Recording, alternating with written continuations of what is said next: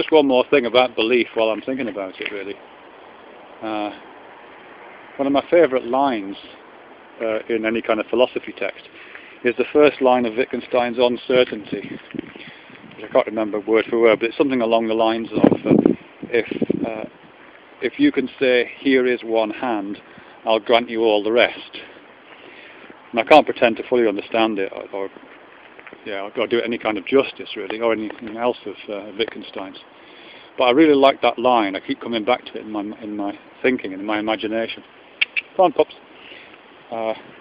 This idea that the hand is significant, and it is a kind of entry point to this granting of all the rest, to this access to certainty. And where I'm thinking right now about that is in relation to this term certainty again, and I guess not exactly its relation to belief, because I spoke about that in slightly different terms, but in terms of certainty, what does it mean to be certain? And I just feel, and it might be just me feeling this, I feel there's a kind of two certainties that I operate at. There's a kind of certainty of, a kind of Cartesian certainty I have, that I can doubt lots of other things, but I can't ultimately doubt my own existence. It's part of that classic Cartesian condition, which, however spurious it might be, is absolutely part of, I think at least, absolutely part of the phenomenal experience of being human. So, whatever else I can doubt, I can't doubt that. So there's a certainty which is really, really close to me. In fact, I can kind of conceive a gradient of certainty, kind of approaching my body and approaching my core, really. So that the more intimately I imagine that search for certainty moving towards my centre, the more certain I can imagine it, really. So I guess I'm conceiving certainty as at the centre of myself, but that certainty comes from this kind of implicit feeling of certainty, the certainty of one's own being, if you like. So that's the first kind of certainty. The other kind of certainties I have are almost completely the opposite, actually. They'd be the kind of certainties that you get from empiricism and scientific rationalism and interpersonal procedures, and in a sense the creation of kinds of knowledge objects, the ascertaining of certain facts, and the more solid the fact, i.e. the more like a solid object it is, the more clearly defined the fact, again the more like a well-defined object it is, the more interpersonally available it is, the more whoever tries to find the fact will find the same fact, and the fact will look the same to all finders, a bit like objects. All those kind of ideas about facts in the world, which aspirational science really goes for.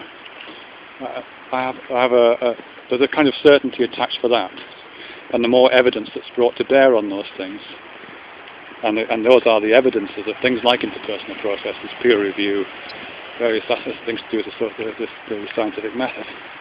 The more certain I feel about those things, or the more happy I am to, to commit to the certainty of those things in a strange way. Even if I can't actually feel them, that's one of the things I find interesting about that. There's lots and lots and lots of evidence for ideas to do with subatomic physics, for example, of which I know very little, I'll say now. But there's lots and lots of evidence for the existence of something called electrons, let's say. But I will never, ever have any kind of sensory contact with an electron. There is no part of of that journey inside a kind of Cartesian certainty, a search for Cartesian certainty, which will ever locate electrons. It's part of a completely different, it seems to me, evidence-gathering process, certainty-defining process. And rather than being inside the body here, kind of directed towards the core and a place of certainty, it's directed outwards into some kind of interpersonal, visible, brightly lit space. So how does Wittgenstein fit into that? Well, for me, what that line of Wittgenstein, where he says, here is one hand, I'll grant you all the rest. I mean, what I think he's doing there is he's making a claim for, or how I'm interpreting, I should say, I can't mind read Wittgenstein. I think what he's saying is that there's a kind of claim to be made for a beachhead, yeah, or a bridge between the certainties. And he's using the kind of metaphors that I've just spoken about, a metaphor to do with proximity and the interior of the body and the distanced exterior visual world out there.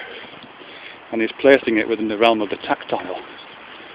There's something about the engagements that the hand has, as you find in things like ideas to do with affordances that Gibson writes about, or Merleau-Ponty's ideas of maximum grip, where both literally and metaphorically the hand is the part of ourselves which grips the world and engages and swings the axe and wields the hammer and holds the pen, or holds the phone in this case.